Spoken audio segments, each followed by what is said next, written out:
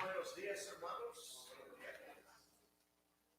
Ya es un placer verlos en esta mañana y vamos a recordar de algunas cosas. Esta semana, el miércoles, es Navidad y vamos a estar viendo dos como normal para este miércoles de noche a las 7:30.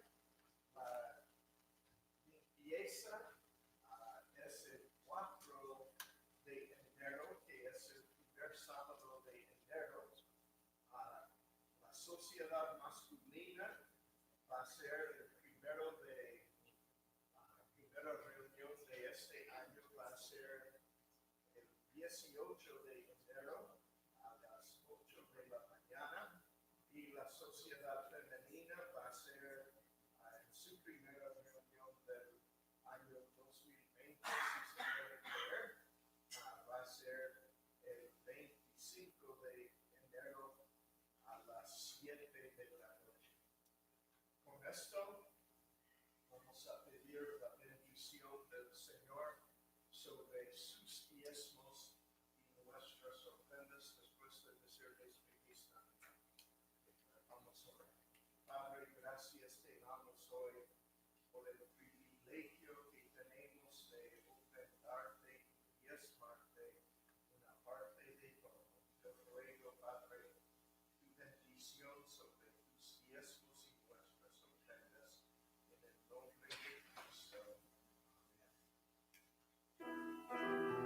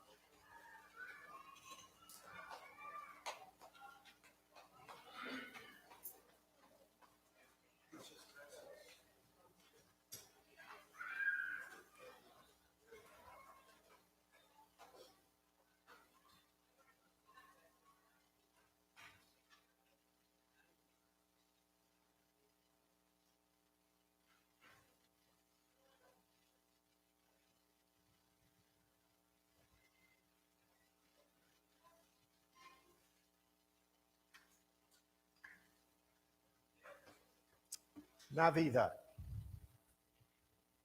Es un tiempo cuando yo pienso en la humanidad de nuestro Señor Jesucristo. Y por eso, en esta mañana, quiero hablar de la perfecta humanidad de Cristo. Entre los que tratan con la doctrina de Cristo, hay los que favorecen una humanidad perfecta y los que creen en la humanidad imperfecta de Cristo. Así que no se puede decir que todos son unánimes en esto, pero yo estoy convencido que la Biblia enseña la humanidad perfecta de Cristo. Vamos a orar.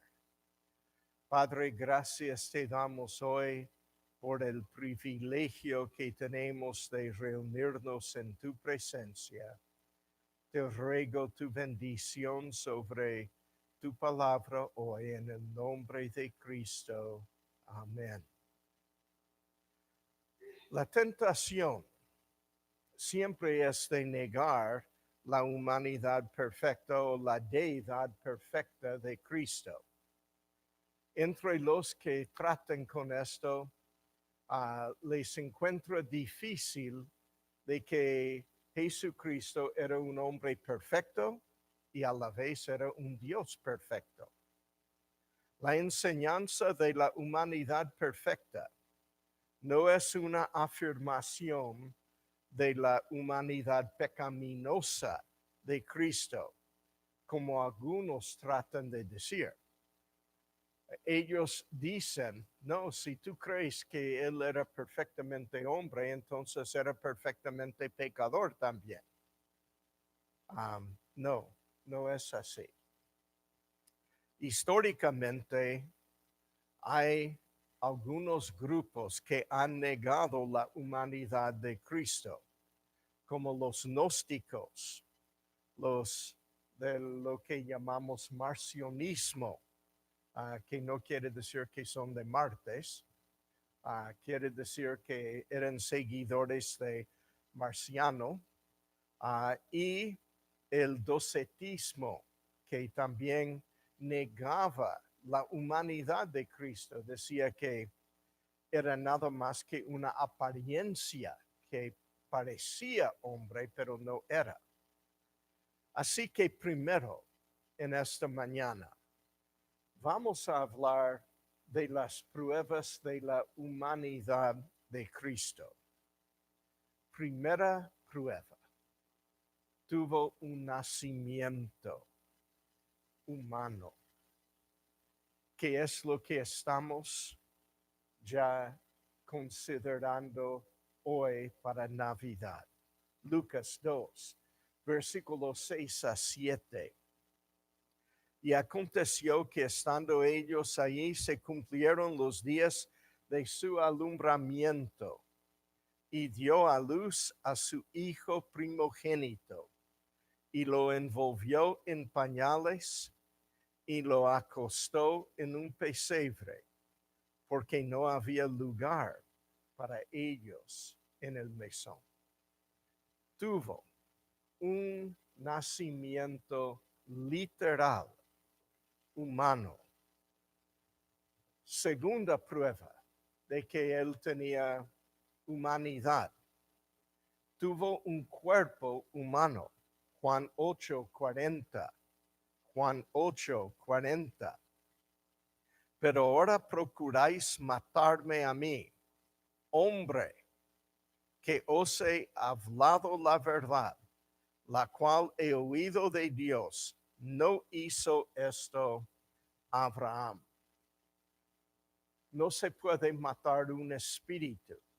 Así que en decir, me estás tratando de matar, él está confirmando que él tiene cuerpo humano. tuvo un desarrollo físico. Lucas, otra vez. Capítulo 2, versículo 40.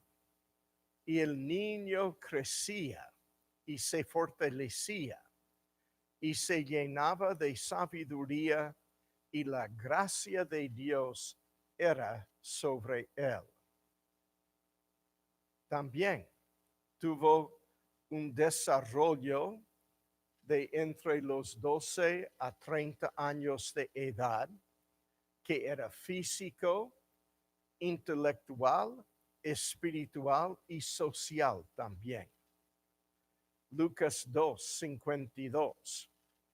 Y Jesús crecía en sabiduría y en estatura y en gracia para con Dios y los hombres. En cuarto lugar, el Señor Jesucristo tenía la constitución de un hombre. O sea que lo que estoy diciendo con esto, él tenía todo lo que el hombre tiene. Tenía un cuerpo. A Juan capítulo 2, versículo 21.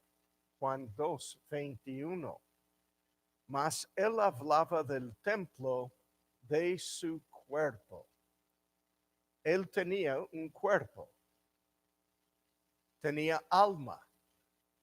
Juan 12, 27. Juan 12, 27. Ahora está turbada mi alma. ¿Y qué diré? Padre, sálvame de esta hora. Mas para esto he llegado a esta hora. Él tenía espíritu.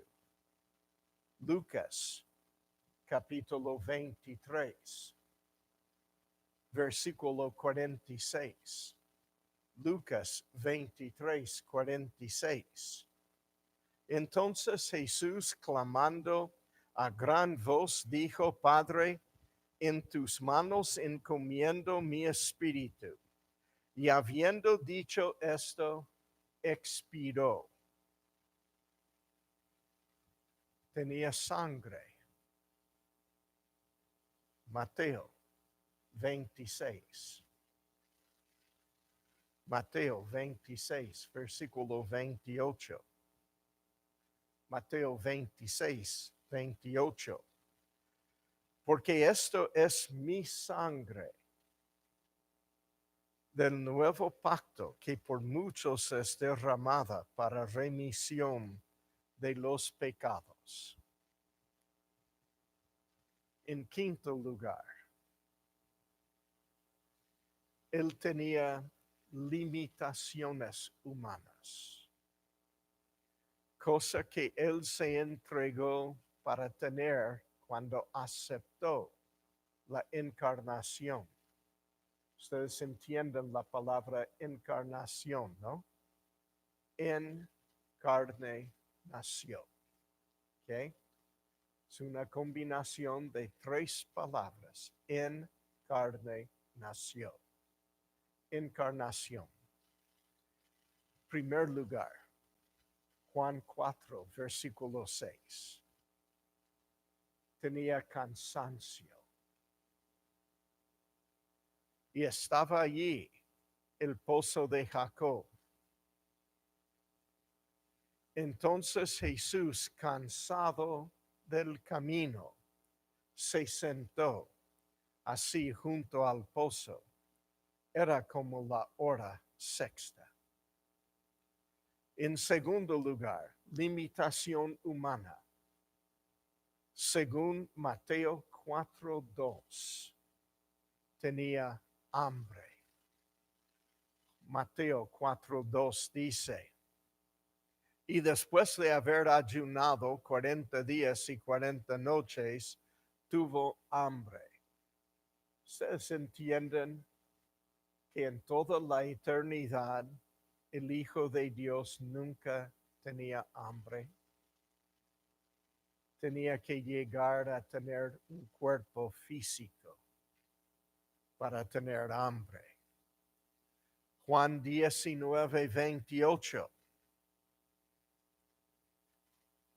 nos dice que tenía sed. Tenía sed.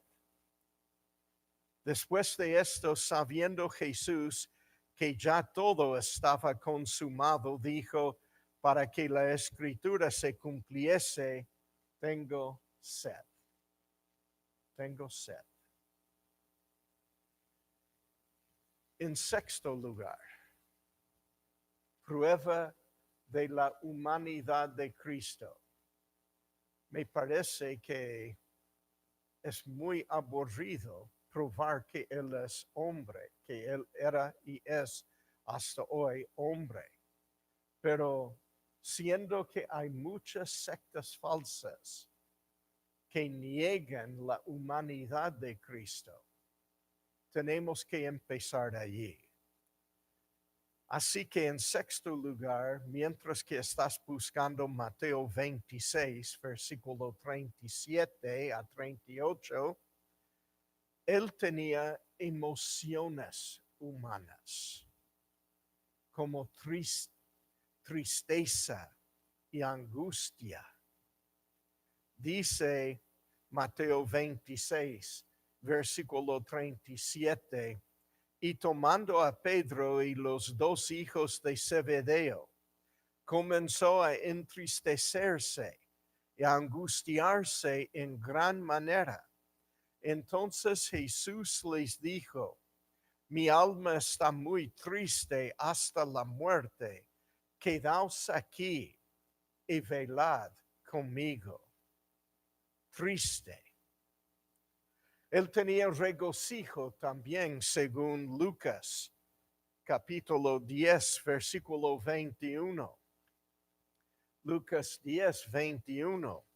En aquella misma hora, Jesús se regocijó en el Espíritu y dijo, yo te alabo, oh Padre, Señor del cielo y de la tierra, porque escondiste estas cosas de los sabios y entendidos y las has revelado a los niños. Sí, Padre, porque así te agradó. Tenía gozo el Señor Jesucristo. Mateo 25, versículos 21 a 23. Mateo 25, versículos 21 a 23. Y su Señor le dijo, buen siervo y fiel, sobre poco has sido fiel, sobre mucho te pondré, entra en el gozo de tu Señor. Llegando también el que había recibido 2 talentos, dijo, Señor, 2 talentos me entregaste, aquí tienes. He ganado otros 2 talentos sobre ellos.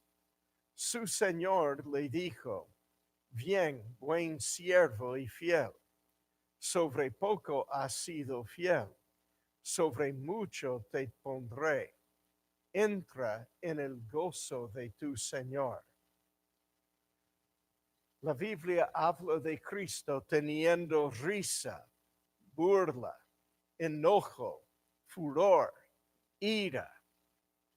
En Salmo 2, versículos 2 a 12, se levantarán los reyes de la tierra y príncipes se consultarán unidos contra Jehová y contra su ungido, diciendo, rompamos sus ligaduras y echamos de nosotros sus cuerdas. El que mora en los cielos se reirá. El Señor se burlará de ellos. Luego hablará a ellos en su furor y los turbará con su ira. Pero yo he puesto mi rey sobre Sión, mi santo monte. Yo publicaré el decreto. Jehová me ha dicho, mi hijo eres tú. Yo te engendré hoy. Pídame y te daré por herencia las naciones y como posesión tuya los confines de la tierra. Los quebrantarás con vara de hierro, como vasija de alfarero, los desmenuzarás. Ahora pues, oh reyes, sed prudentes, admitid amonestación, jueces de la tierra. Servid a Jehová con temor y alegraos con temblor. Honrad al Hijo para que no se enoje y perezcáis en el camino, pues se inflama de pronto su ira. Bienaventurados los que en él confían. Llanto, versículo más corto de la Biblia. Dice en Juan 11:35, Jesús lloró. Tuvo compasión. Una multitud de versículos nos dicen, Mateo 9:36. Y al ver las multitudes, tuvo compasión de ellas. El Señor demostró amor. Juan 13:1. Antes de la fiesta de la Pascua, sabiendo Jesús que su hora había llegado para que pasase de este mundo al Padre, como había amado a los suyos que estaban en el mundo, los amó hasta el fin. El Señor Jesucristo también muestra odio y aborrece cosas. Apocalipsis 2:6 dice, pero tienes esto, que aborreces las obras de los nicolaitas, las cuales yo también aborrezco. Ya en la lista de las cosas que se puede decir que muestra que Jesús era también un ser humano. Ya hemos visto 6, ahora la séptima prueba. Él tenía nombres humanos, nombres que indican que Él es hombre. Primer nombre, por supuesto, sería lo que encontramos en Lucas 19:10, donde le llama el Hijo del Hombre. Lucas 19:10, porque el Hijo del Hombre vino a buscar y a salvar lo que se había perdido. Fue llamado también el Hijo de David en su humanidad. Marcos 10, versículo 47, dice, y oyendo que era Jesús Nazareno, comenzó a dar voces a decir, Jesús, Hijo de David, ten misericordia de mí. También, no solo en este versículo donde dice Jesús, Hijo de David, en Marcos 10:47, también le llama Jesús. Es un nombre de su humanidad.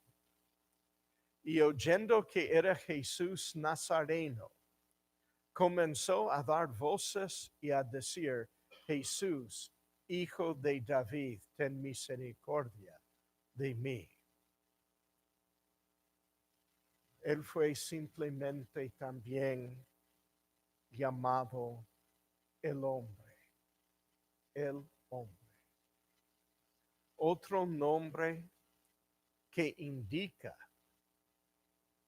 que él era un ser humano también, además de ser Dios.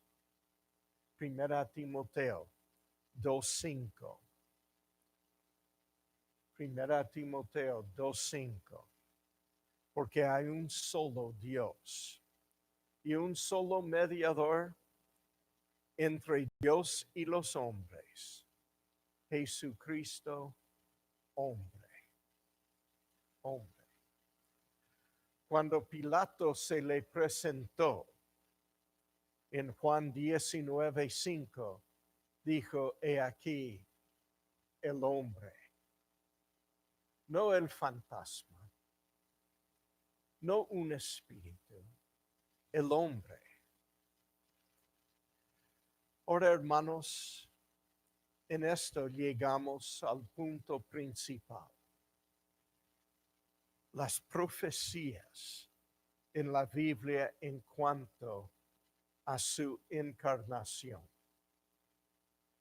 Nosotros muchas veces hablamos del nacimiento virginal, pero no solo su nacimiento era virginal, su encarnación, su concepción era virginal.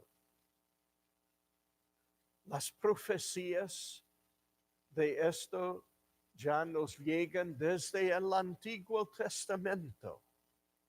Isaías, el capítulo 9, versículo 6. O si prefieres hebreo,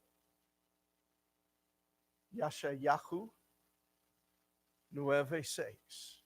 ¿Ok? Isaías 9:6.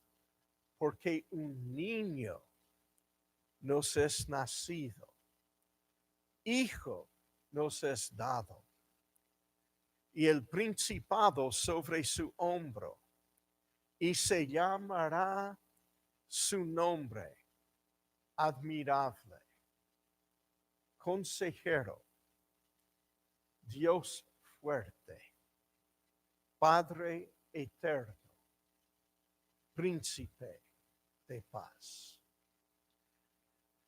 El nacimiento de nuestro Señor fue profetizado de ser de una virgen. En el mismo libro de Isaías, ahora capítulo 7, Isaías 7 y el versículo 14. Isaías 7:14. Dice: por tanto, el Señor mismo os dará señal. He aquí que la Virgen concebirá y dará a luz un hijo, y llamará su nombre Emmanuel. Ahora, hay varios eruditos hoy que dicen que la palabra que usó aquí, la palabra hebraica, no necesariamente quiere decir virgen. Quiere decir una joven. Ahora yo pienso en una joven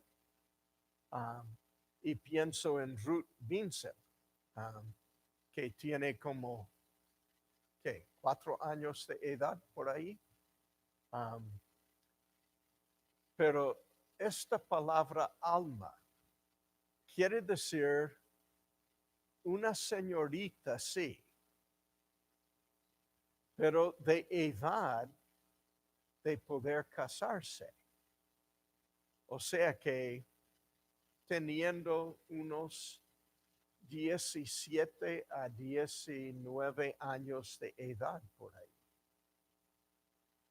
Pero sí, señorita, no casada, pero de edad de casarse.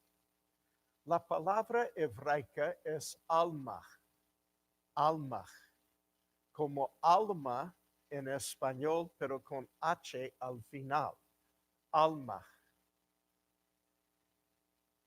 Ahora, ellos dicen que hay una palabra que sí significa únicamente virgen. En hebreo dicen es Bathulach, pero que Isaías no usó esta palabra, usó la palabra alma. Así que ellos dicen que este no significa que ella era virgen. Ahora, los modernistas, los apóstatas, los liberales teológicamente, no paran nunca de criticar la Biblia. Así que, ¿cómo podemos saber? Bueno, hay dos pruebas mayores que esta palabra tenía que ser traducida virgen. Primera prueba. Los traductores de la versión de los 70, lo que llamamos Septuaginta, ¿ok? La versión de los 70, que eran 70 eruditos judíos que tradujeron al griego el Antiguo Testamento. Cuando ellos llegaron a esta palabra, lo tradujeron parthenos al griego, que solamente quiere decir virgen. No hay duda en el griego. Ellos lo tradujeron parthenos. Y segunda prueba, cuando el Espíritu Santo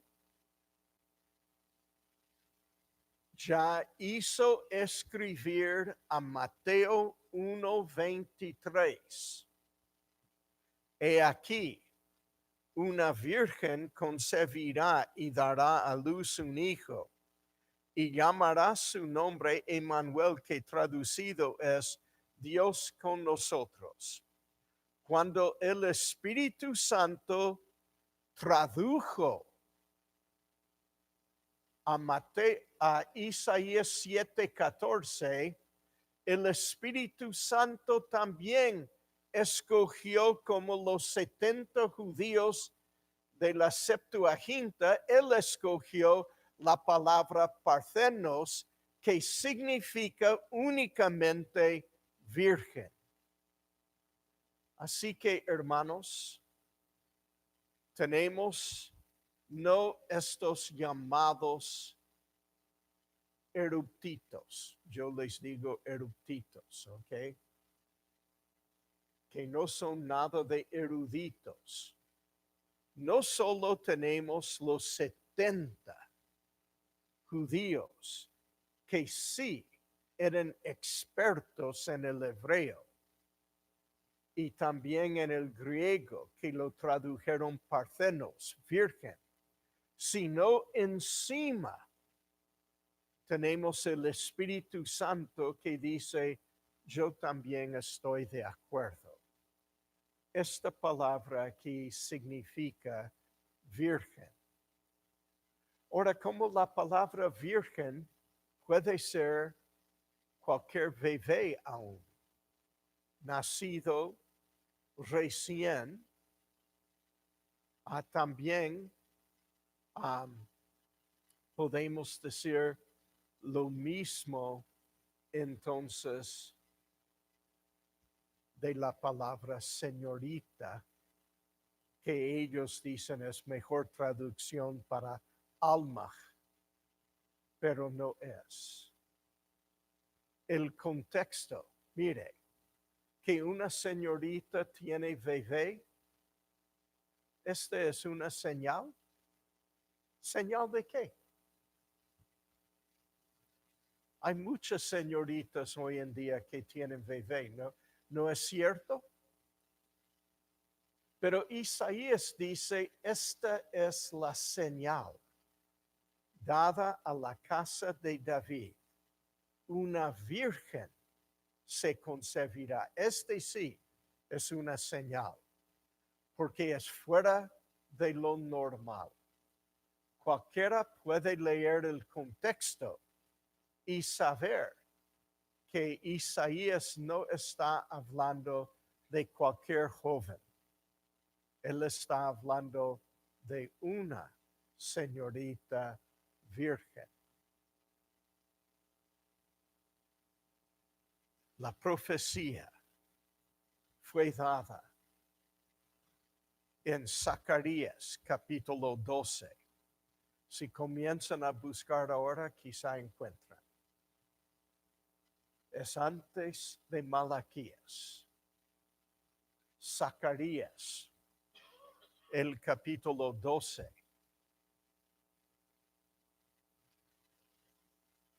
Versículo 8.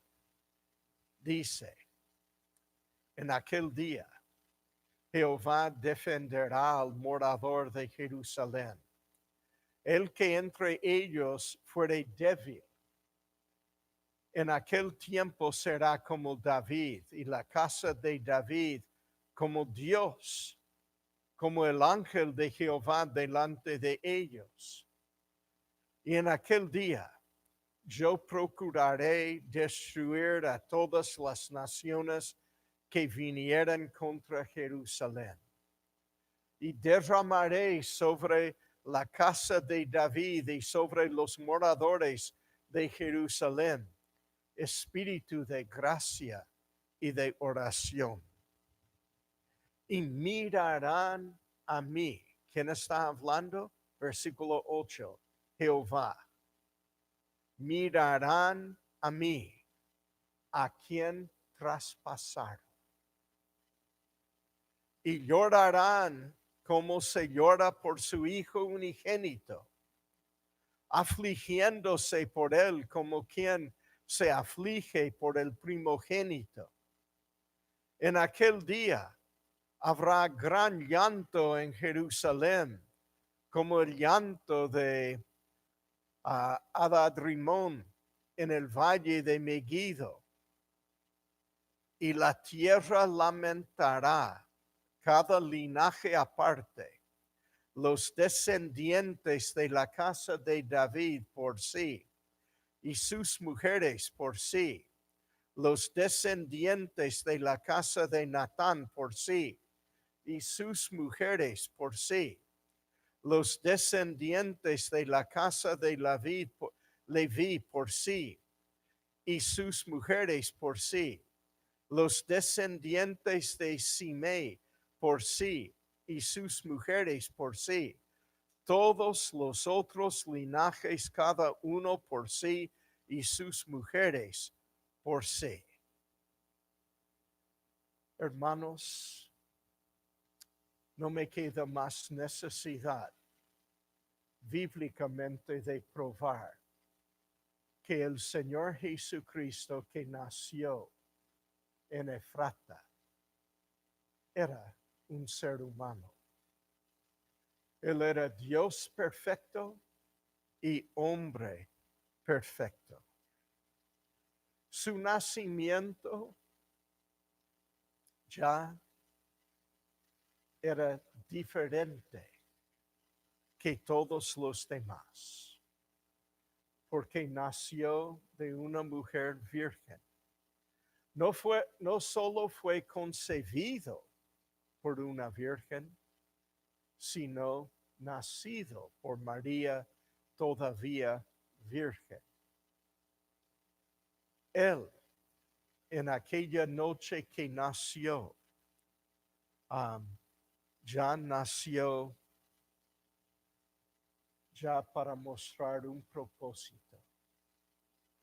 Dios propuso enviar a su Hijo al mundo para morir en nuestro lugar en la cruz del Calvario. Él pagó nuestro pecado. Para hacerlo, Él tenía que llegar a ser un hombre perfecto. Él vino Juan 1:8 dice, a Dios nadie le vio jamás. El unigénito Hijo que está en el seno del Padre, Él le ha dado a conocer. A través de la vida humana de Cristo tenemos una potente prueba de cómo es Dios. Esta es la razón teológica. Él llegó también con una razón antropológica por ponernos un ejemplo a nosotros. Primera de Pedro 2, Primera de Pedro 2:21. Primera de Pedro 2:21 dice, pues para esto fuisteis llamados, porque también Cristo padeció por nosotros, dejándonos ejemplo para que sigáis sus pisadas. Era también para proveer un sacrificio para el pecado. Esta es la razón soteriológica. Hebreos 10:10. En esa voluntad somos santificados mediante la ofrenda del cuerpo de Jesucristo hecha una vez para siempre. En cuarto lugar, vino el Señor Jesucristo con un motivo angeliológica. Primera de Juan 3:8. El que practica el pecado es del diablo, para mostrarnos de quién es. El ángel caído es el que originó el pecado. Podemos decir que Cristo vino para apoderarle de ser nuestro sumo sacerdote. Él pudiera haberse quedado en el cielo. Él siempre era el perfecto Hijo de Dios y siempre Él es. Pero para ser sumo sacerdote, Él tenía que venir a la tierra en forma humana. Hebreos 5:1-2 dice, Hebreos 5:1-2, porque todo sumo sacerdote tomado de entre los hombres es constituido a favor de los hombres en lo que a Dios se refiere, para que presente ofrendas y sacrificios por los pecados, para que se muestre paciente con los ignorantes y extraviados, puesto que Él también está rodeado de debilidad. Cristo dice, para ser perfecto sumo sacerdote, tenía que ser tomado de entre los hombres. Hay una razón escatológica también. Lucas 1:31-33 dice, Lucas 1:31-33, y ahora concebirás en tu vientre y darás a luz un hijo y llamarás su nombre Jesús. Este será grande y será llamado Hijo del Altísimo. Y el Señor Dios le dará el trono de David su padre, y reinará sobre la casa de Jacob para siempre, y su reino no tendrá fin. En séptimo lugar, nuestro Señor nació con un motivo de la escatología otra vez, porque Él tenía que juzgar a todos los hombres. Juan 5, 22. Porque el Padre a nadie juzga, sino que todo el juicio dio al Hijo. Versículo 27. Y también le dio autoridad de hacer juicio, por cuanto es el Hijo del hombre. El Hijo del hombre. Mi Señor nació y vino en su nacimiento para cumplir con todas estas profecías. Algunas de las profecías todavía faltan.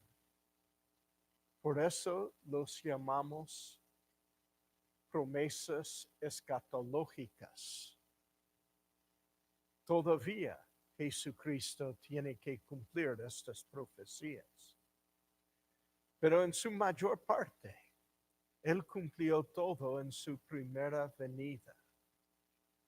Vino ya para salvar mi alma y tu alma también. Para pagar el precio terrible de tus pecados.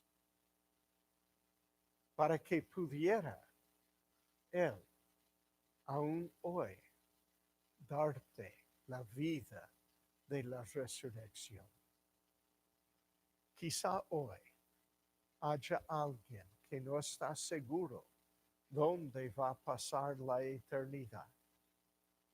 Hoy puede ser tu día de nacimiento de nuevo. Nacimiento de parte de Dios. Porque tú hoy puedes creer a Cristo. Creer que Él murió en tu lugar para pagar tus pecados. Que fue sepultado y resucitó al tercer día para darte la vida de la resurrección. Y Dios te ofrece esto hoy, si tú la quieres. Vamos a orar. Con todo rostro inclinado y creyentes todo orando. Quizá Dios hoy está hablando a tu corazón de tu necesidad de ser salvo. Si es tu deseo, yo quiero orar por ti hoy. Te voy a pedir nomás que levantes la mano para indicarme que tú quieres que yo ore por ti. Sí, amén. ¿Hay otros? Sí, amén. Padre, te ruego por estos que levantaron la mano, que tu espíritu ahora le estés mostrando la necesidad de creer a Cristo. Él nos prometió vida eterna y nos consiguió a través de vivir una vida perfecta y morir perfectamente en nuestro lugar en la cruz del Calvario. Usa bien tu palabra, te ruego hoy. Ayúdanos a creer que Jesucristo es nuestra única esperanza, porque oramos en el nombre de Jesús. Amén. Vamos a cantar en esta